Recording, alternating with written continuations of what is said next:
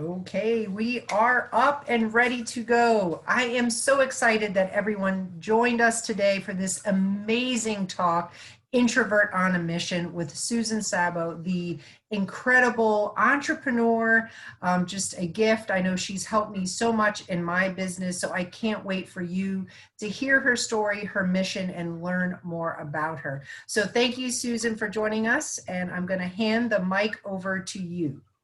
Thank you, Andrea. It is a thrill to be here with you and your community. I absolutely love your peeps and what you're doing. So I'm excited to share with you today. So I'm going to kind of travel around all over the place on my journey, as we as women like to do. But what I want to start with is, over the years, people have said to me, "You are so lucky." My husband and I live in Hawaii. And so, especially in January, February, March, I get a lot of "you're so lucky" messages. And, "Oh, you're so lucky. My husband and I be married 28 years. You're so lucky." And I wanted to dispel the lucky myth, that it isn't about luck. And what I want to do is share my journey. My husband and I are very successful right now in our company. We love what we do. We have a team of 1,500 plus people. We're really digging it. And I feel like I'm very lucky. I'm very fortunate, but it didn't happen magically. So I'm going to share the whole journey. And I also want to talk about how this introvert managed to create a lot of success and get out of my own way, because I used to be very much in my own way. So a little bit about that. So it all started in Toronto, Canada. I'm originally from Toronto, in case you're wondering, what is her accent? And this is me with my mom. And you can tell even back then, it's like, why are you taking pictures of me? And I was very quiet as a child. I had kind of rascally siblings, and I played it safe. I was quiet. I was sweet. I learned how to kind of just do what I needed to do to get by. My mom loved me tremendously, but also didn't know how to push outside the box, right? She was raised in a generation where you just got by and you kind of did what you do. And so I was raised to be very peaceful and quiet. And as I grew up, I didn't really stand up for myself. I didn't do a lot of things to push outside of that. So when I was 12 years old, I had a crush on an older boy, as girls have a tendency to do. I was 12, he was 18, and he was super cute. And back then, they didn't have a name for it, but he raped me. So it was like date rape. He offered to walk me home from school, and I was like, oh. Anyway, I remember the feeling really clearly of walking in the house afterwards, being so confused and so scared, and not even understanding what had happened really, and not telling my mother. I made the decision, I can't tell her, this would crush her, and I didn't even know what it was. So what that led to was about 10 years of really messed up behavior, not knowing. So I tried a modeling career. So for a young woman who is insecure and not confident and not having a lot of self-esteem, modeling, bad news. Almost every young girl wants to be a model when she grows up, or an actress or a rock star. Bad news if you're having challenges with your self-confidence. And so anyway, this was my, formative years in my teens, all bad, girl interrupted kind of stuff. And really kind of, it makes me sad. And recently I've come to just embrace, I was doing the best I could to survive. And, it was hard. So when I hit 27, and basically I pretty much coasted, 10 years were kind of bad. Then in my early 20s, I kind of, I got jobs and I was working. I wasn't really digging my life, but I was doing what everyone does. You just do what you do. And I didn't realize I had choices. And at 27, my dad died suddenly. Now, he was an entrepreneur. He'd always owned his own businesses. It never occurred to me that I wanted to do something like be a lawyer or a doctor. It just didn't occur to me I wanted to do that. I wanted to be an entrepreneur. So when he died at 27, I thought, what on earth could I do? I was working in restaurants at the time. What could I do? And I often had this mentality of, no, no, I don't do this. No, no, I don't do that. No, no, I don't like this. No, no. I knew all the things I didn't like. And I never really thought about the things I loved and things that lit me up. So I decided, when I had to choose, I literally pulled out a phone book back in the old days, the yellow pages, and looked at ideas. An accountant, no, I don't want to do that. Oh, this, I don't want to do that. Couldn't figure out anything I wanted to do, but one thing I loved was getting massages. So I went to school and became a massage therapist. And that was actually an amazing career for me for about a dozen years. I loved being a massage therapist. I loved helping people. Around the time I graduated from massage school, I started painting. And that was something I'd never done. I was 30 years old at this point, you guys, and started painting. And I wasn't a doodler or a sketcher or anything. And now I'm an artist. Now, I also said I would never date men with beards. And I also said I would never, ever get married. I was very clear I didn't want to be married. And this is Steve. And this is us 9 months later. We got married and noticed the beard was gone. The beard was definitely, that was gone. That lasted about 2 weeks. And so we got married. Now we lived in beautiful downtown Toronto, as I mentioned. And every year I swore this was it.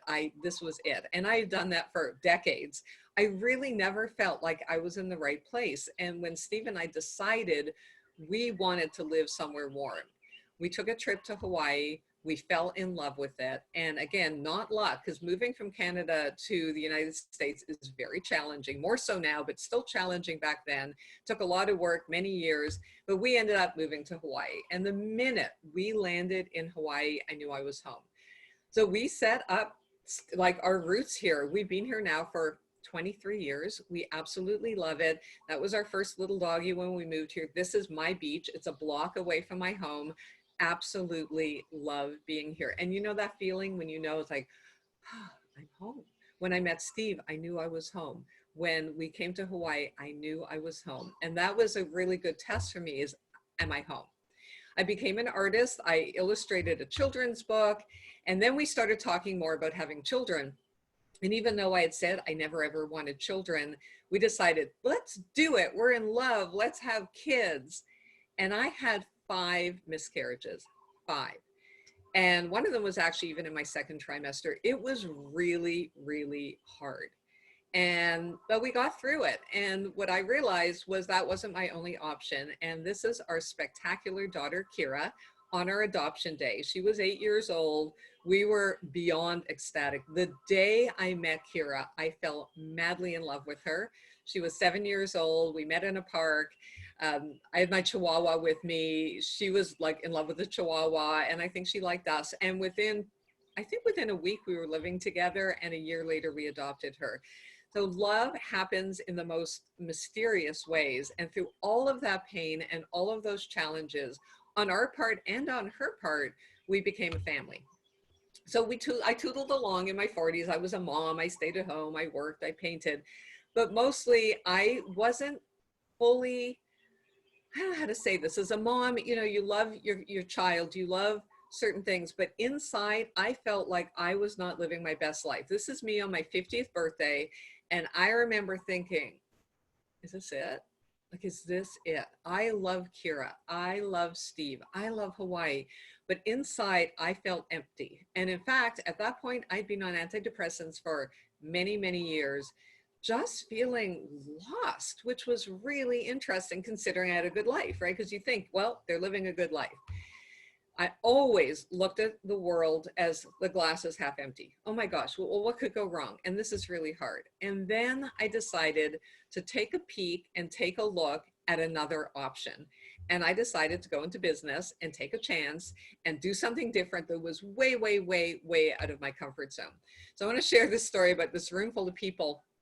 So I joined a company that was marketing a product and I fell in love with it. It actually helped me get off my meds and I felt really good. And I was so excited I wanted to share it. But again, introvert, right? And very, very shy and didn't want to have people think I was like pushing things on them. Well, I found myself in a room in Canada. We actually flew to Canada to a small island off the mainland. And in a room of about 20 people, it was cold outside and very hot inside. And the room was crowded and I had to get up and do a presentation. And I remember feeling like I was going to die. I am going to faint. I'm going to pass out. I'm going to throw up. I'm going to embarrass myself. And I did it. And in the back of the room at the, you know, there's probably like 7 or 8 rows in this squishy little living room. There was a woman in the back of the room nodding like this. And I realized she knows what I'm talking about. she gets it. And from that moment on, it lit a spark that what if I could reach one person? One person. What if everyone else thinks I'm a lunatic? But what if one person got excited about what I was saying? And that changed my life. It made me realize that I could dream, I could change lives, I could make a difference. Just like I could for one massage client, I could make them feel better. I could make lots of people feel better. I could do a lot if I knew where I was going. And I love this John Maxwell quote, the dream is free, the journey isn't. So it doesn't happen magically, right? I always would thought like some people were just magically good at stuff and I wasn't. I embrace this concept of flossom, which is an individual who embraces their flaws and knows they are awesome regardless.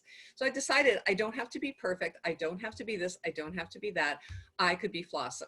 So my husband and I flourished in our businesses, in our business. We rocked it. It was amazing. We hit diamond, which was almost the top rank of our company. We had thousands and thousands of people on our team. We traveled all over the world. We won trips. It was amazing. And then bad thing happened. Our company was sold. It happened overnight, literally over a weekend. Our company was sold. And we were sold to a company that didn't match my feeling of excitement. It didn't match my, I am home, I am safe, I am in a really great environment. And so basically what I did for 18 months was hide. I still functioned. I did what I needed to do, but I was hiding. I was playing small. I was playing safe. I was petrified inside. I may have looked like, oh yeah, on the outside, but that is how I felt inside. And that went on for 18 months. And then I decided to embrace this, that when something goes wrong in your life, just yell plot twist and move in another direction. So sometimes you move in the same direction, right? So something goes wrong, like in my marriage, we have a disagreement or we have a challenge. It's like, oh, okay. And we move forward. And other times you need to reevaluate. So I reevaluated. I found myself, same people, moved on. We all moved on. We started creating our team again. We started having fun again. We started living life again. It was awesome. I painted my vision, which was living and helping others live with passion, purpose, joy, and love. And I was living it. And then along came a plot twist. I ended up in the hospital. I had 4 strokes. In fact, yesterday was my 4th stroke anniversary. It was the anniversary of my first stroke. I had 4 strokes before I was fully diagnosed and treated. I needed open heart surgery for a bacterial infection on my heart. And it also involved a heart attack along the way. So what I realized in this moment was that my doctor told me I was 3 months from dying. He said, what would have happened is you would have moved the wrong way. You would have had a massive stroke, because the strokes were relatively small, would have had a massive stroke or a heart attack and just be gone like that. So I realized, like when my dad died overnight, that could have been me. So I started to embrace the concept of urgency. I can enjoy my life and also not just kind of, oh, this is fun, like being in a hot tub. No, I'm enjoying my life and moving forward always towards more fun and more good stuff. And then came another plot twist. My team I was super excited about and loved where I was. We found our new home again, all decided to pick up and move into Young Living essential oils, which was a surprise to me because I didn't really like essential oils. Even as a massage therapist, I didn't like oils. Actually, it was because I didn't know these oils. As soon as I smelled these oils, the same thing, I felt like, oh, I'm home. And I had to learn all about them. That's another story for another time. But one of the things that I got from being in Young Living was learning about the concept of clean living. I had no idea that there were harmful chemicals in every single thing in my house, every single thing. And I had raised this beautiful, darling child steeped in bubbly goodness that was bubbly badness, full of chemicals. And that, as a mama, made me super duper mad. So that led to my first mission. My first mission was to educate people about toxins in their lives and that we have a solution. So that became my mission. I was super excited about that. I was going to tell people about that. And then I realized that as I was going along and talking to people and sharing with people, people were struggling with their belief and their mindset. Even though I had this like really clear vision, I was still struggling. So my mission part two was to help people with their belief and their mindset and realize that it isn't always enough just to be excited about something. It's sort of like, you know, you fall in love with someone. It's not enough just to fall in love with them. There's work to be done as well. So now we're going to talk a little bit about belief and mindset and how I got where I got to.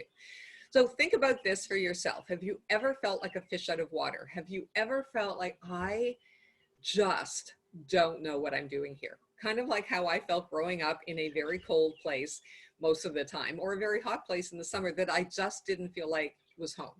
So think about that. And there are an average of 70,000 thoughts percolating around in your brain every day. And according to scientists and research, they say most of them are negative. Most of them. Isn't that great? That's a lot of thoughts to be negative.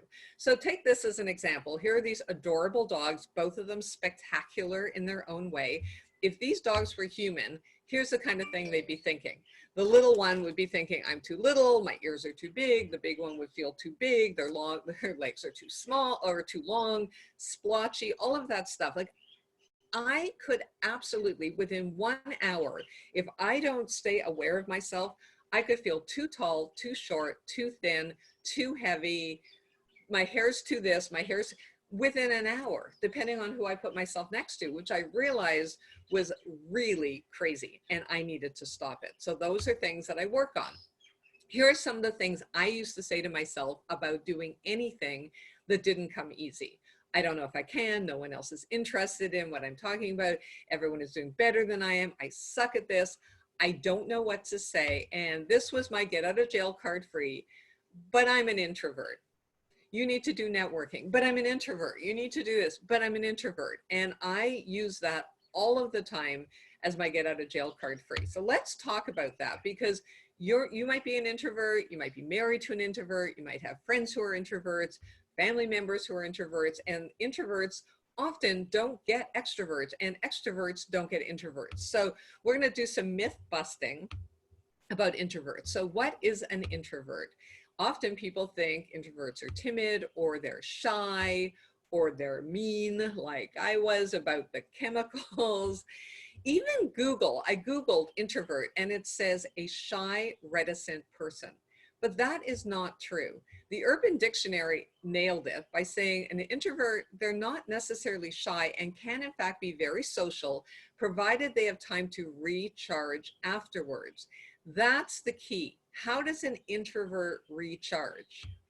An introvert recharges by chilling out, maybe by themselves, maybe with a book, maybe quietly driving, maybe with a friend, maybe one or two friends.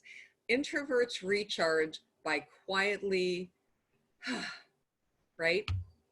Now think about this. If maybe you're an introvert, maybe you're thinking, maybe I am an introvert. Here are some questions. Do you have a small group of close friends? Do you enjoy solitude or hanging with one or two people rather than large groups? Are you very self-aware? Do you feel drained after spending time around a lot of people? Do people describe you as quiet? Always, not always an introvert. Does too much stimulation leave you feeling unfocused? Are you critical with yourself for feeling any of the above? So that doesn't necessarily mean you're an introvert, and we're going to talk about this in a sec. So hold on. What's an extrovert?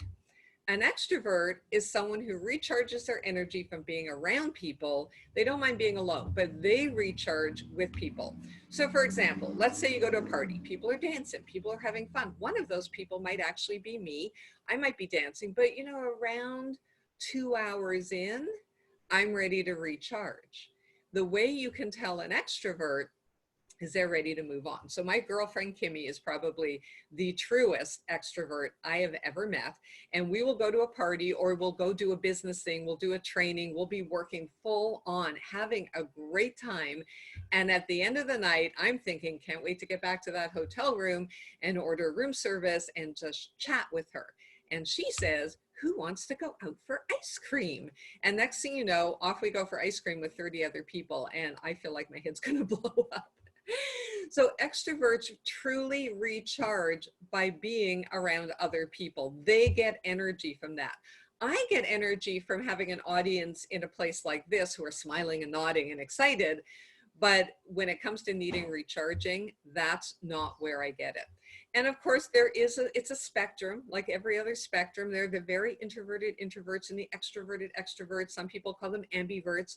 Truly, people, depending on how they know me, I have many friends that when I told them I'm doing this talk, argued with me about how I'm not an introvert.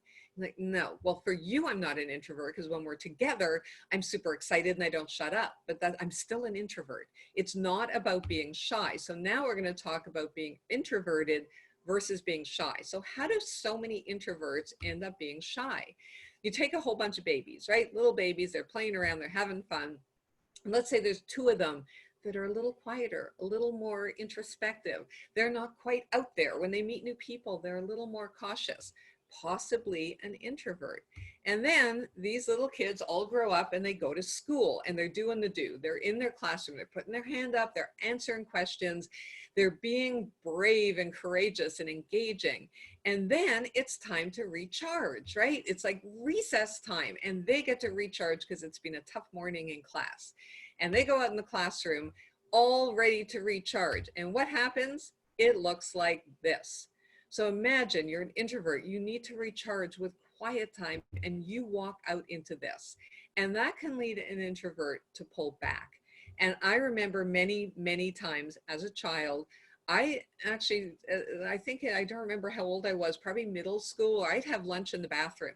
I would pretend I was somewhere else, or I would do something to make it look like I was engaged somewhere else, but I was really just trying to be alone because I felt bad. Instead of embracing the fact that I'm just recharging now, I'm plugged into like my wall socket. It was before cell phones, right? I'm plugged in. Instead of accepting that and understanding it, I thought every single person was having fun out in that playground but me. They didn't create a space for introverts to do puzzles or read books, and probably now schools do that.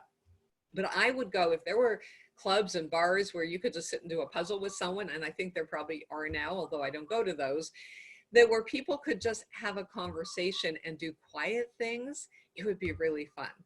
So when you go to a party as an adult and everyone's partying and dancing, you might jump into that. I'm the kind of person that goes to a party before it starts. Like I get there, if it starts at 7 p.m., I'm there at 7 p.m. And I get there so I can chat with the host. I can get to know people as they come in. And then when the party's in full swing, is almost always like the time I'm ready to call it quits. But let's say you're dancing and everyone's having fun and it looks so fun and everyone's enjoying themselves and you feel overwhelmed. That's when you start feeling like, well, I'm not very much fun. That's how I felt. I'm not very much fun. Everyone here is fun but me. I'm not fun. And that led me into a very small life. It led me into a life where I didn't go out, I didn't do things, I didn't understand myself, and I felt like a failure socially. So I think that's how a lot of introverts end up feeling shy. And I don't know if any of you have heard of this. It's called the elephant mindset. It's how they train elephants in the circus. So what they do is, it's a thing. You can Google it. They take little elephants and they chain them to a post in the ground. And these elephants cannot move. And so the elephant, walks around in this tiny little circle, maybe just stays still because they realize they can't move.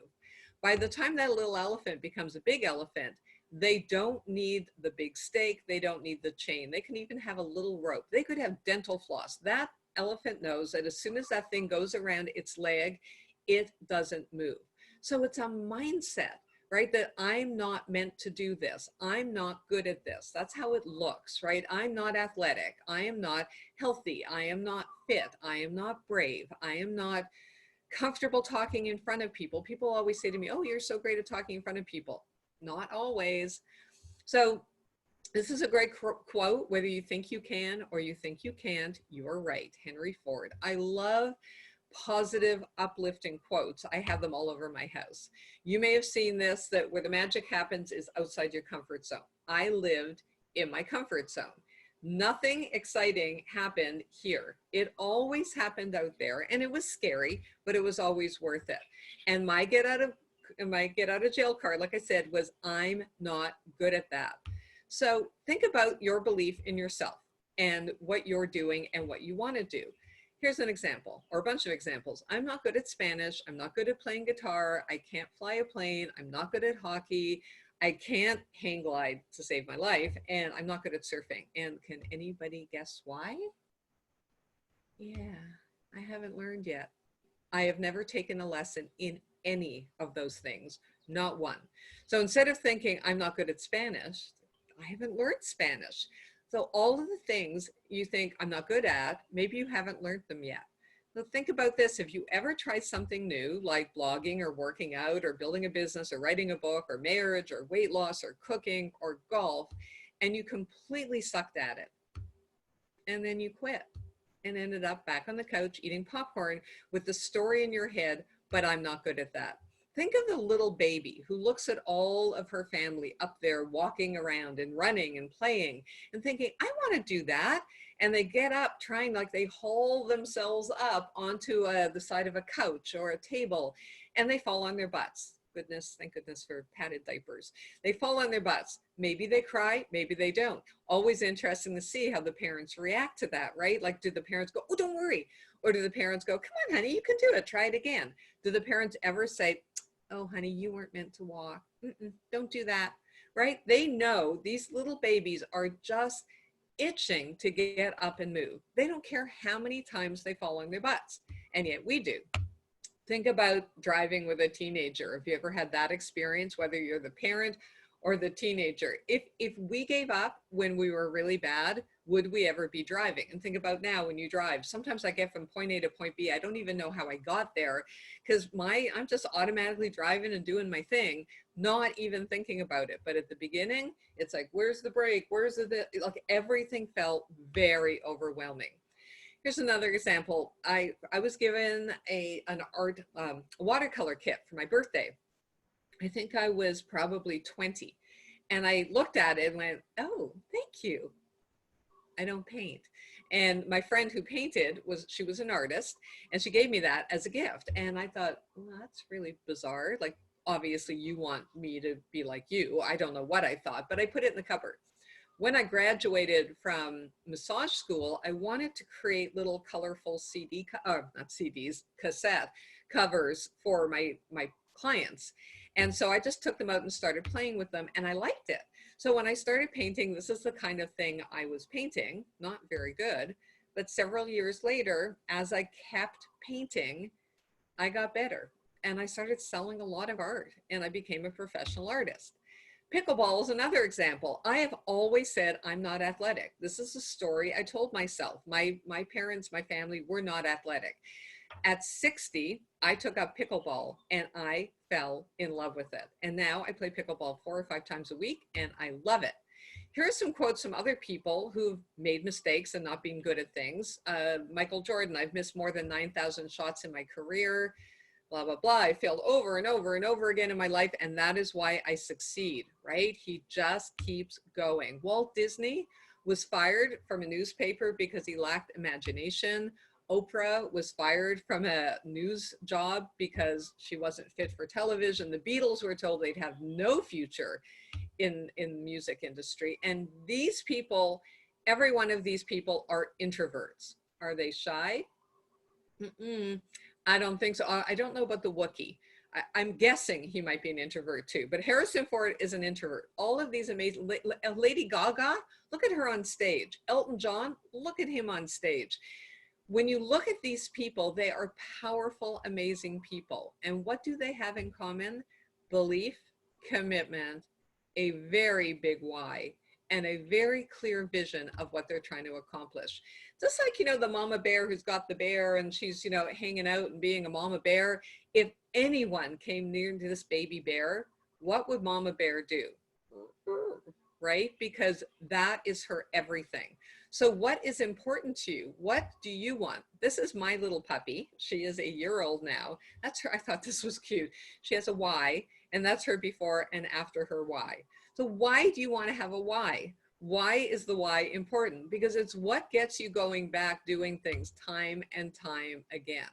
So let's say you finally find your why. I want to help people get healthy. I don't want anyone to ever experience, for me, my why. I don't want people to experience what I felt when I was 50, feeling lost and like I didn't have a real purpose. I don't want people to ever feel like I felt when I ended up having my open heart surgery. So my why is pretty strong, but is it enough? Because you think, okay, I got my why, and this is what people think your path to success looks like. But this is what the path to success looks like. It really is ups and downs and sideways and full of plot twists. One of the places we get our stories from is what we make up. I like calling this MSU, making stuff up. So we make stuff up, and we make stuff up based on our past. So let's say, here's an example of what we could make up. Here's a woman running in the woods. If this was a movie, it would depend on the soundtrack to tell you, should I be happy? Should I be scared? Should it be fun? Is she like Rocky? She's running the like last few miles of a marathon.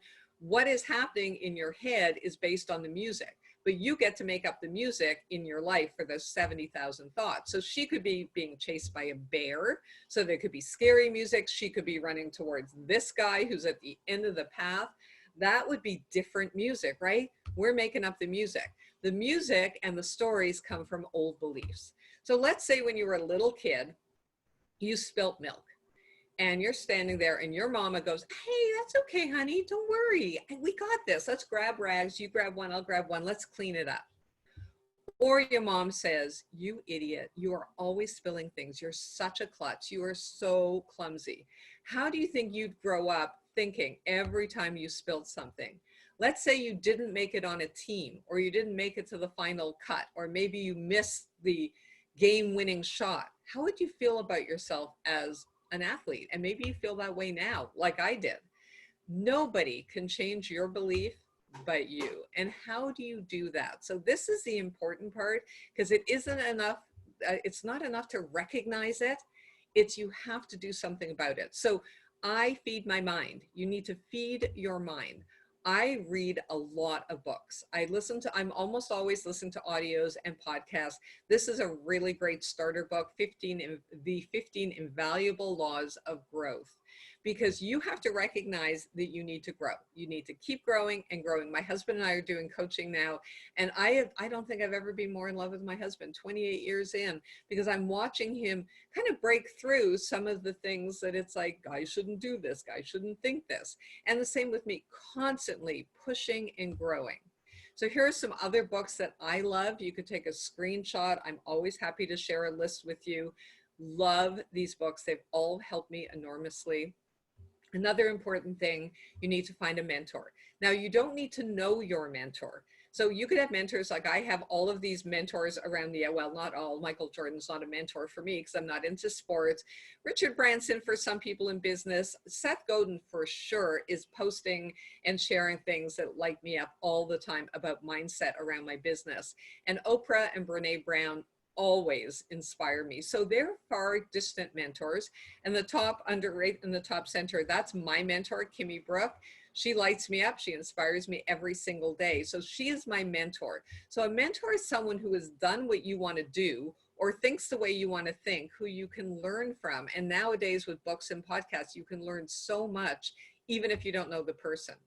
You also want to find a champion. A champion is someone who will cheer you on, who will have your back, who will say, you've got this, you can do this. Or if you don't show up, will say, where were you? So a champion is someone who believes in you. And then there's a coach. So I've been very fortunate. Kimmy has been my mentor, my champion, and my coach for the last 10 years. This is us getting our puppies together. But the thing about a coach, and this is what you want, think about a sports coach. Would Michael Jordan's coach or any professional athlete's coach go, oh, don't worry if you don't feel like playing today. Don't worry if you don't feel like practicing. It's okay, honey. No, they wouldn't do that. They see you as your best self. They see you being who you want to be. They see you creating what you want to create, and they hold your feet to the fire in a loving, supportive way. And so I've been very fortunate to have all three. I highly recommend all of them. They don't have to be the same person. Also, I would create a support system. In our team, we have a very amazing support system of people who look after each other. I love this quote by Christopher Reeves. A hero is an ordinary individual who finds the strength to persevere and endure in spite of overwhelming obstacles. Christopher Reeves did more in his life after he became a quadriplegic than when he was playing Superman in the movies. He was an absolute hero. He changed so many lives. He inspired so many people. And we often look at people who are heroes and we put them on a pedestal and we think, look at them, look at what they can do. And it's not true. Their real lives are like where it's really at, and the struggle that they overcome every day to be who they are. So how do you get there? You get clarity about what you want and what you're willing to do to get it, right? You can want something and not be willing to do the work. Like I could want to fly a plane, but unless I'm willing to start doing what it takes, it's not going to happen. Think about what your life could look like if you created the magic you wanted to create. Who could you work with? That's my daughter. So who could you support? Who could you hang out with? Where would you go? How could you give back to your family? Maybe you have an elderly mom. My mom over there on the right, she's 98 now. Do I get to support her? Maybe you have a child you want to help raise in the right way with best schools. Maybe you have a kid you want to put through college. Maybe you have a family member who is so stressed by work that you'd love, love, love to support them. And what would you give back to the world? This is a huge piece. Like through my Young Living business, we do a lot in our foundation with helping women, helping villages, helping the world, helping the planet, helping people that are trafficked. Through my Rotary, I'm president of a Rotary Club now, Rotary E-Club of Hawaii. We give a lot back to our local community and Rotary International. You might want to help animals. Ho'olanapua is a local organization I work with that raises awareness about trafficking. How would you give back? Because for me, I know I will work harder to help someone else than I'll do to help myself. It's just how I am. So if I know I can help you or I can help someone, I'm going to work a little bit harder because that's more important to me. And think about this vision you're going to create so clearly that you can touch it, that you can taste it, that you can feel it, that you can see it, that you can hear it. So much so that, you know, like if I ran my nails down a chalkboard, you know, that sound, it's like it's so clear. Make your vision so clear that you can touch it and taste it and feel it and see it and hear it. And know, yes, it is going to be awkward. It is going to be hard. You're going to have lessons. You might fail along the way, but that's why your support system is there for you to help lift you up. Whether it's a plot twist or a pivot, know they will happen because the entrepreneurial life is a roller coaster. There is no question. There's ups, downs, and sideways. But if you keep moving, like right now during this unusual time in the planet, ups, downs, sideways, but you just keep moving forward, right? So, and you never compare your down with someone else's up. If someone's having a great day and you're not having a great day, stop comparing yourself. And do have urgency. Don't put it off. I'm going to do it next year. I remember talking to people last October who said, in the new year, I will blah, blah, blah. And then November, in the new year, I'll blah, blah, blah. In the new year, they were like, oh, January is so busy. In February, I'll blah, blah, blah. And then, of course, COVID hit and everything ground to a stop. And people were still, well, I'm going to wait till that ends. Stop waiting because anything can happen.